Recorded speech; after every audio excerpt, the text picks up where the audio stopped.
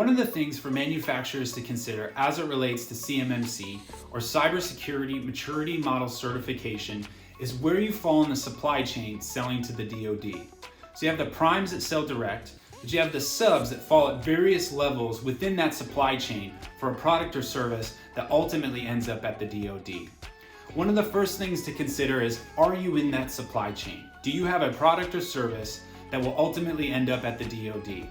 The thing about CMMC is this certification will require everyone to be certified no matter where they're at in that supply chain.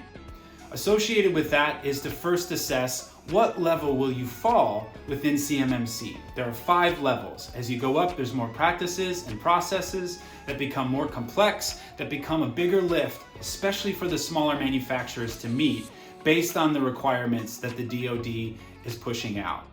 The second thing to consider is the business case.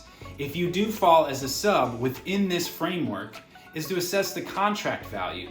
Maybe it's 10% of your revenue, maybe it's 65% of your revenue.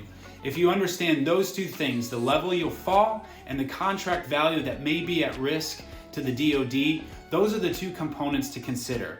We're encouraging people to start this process now before this becomes a full requirement and the contract or your line of business may be in jeopardy before it's too late.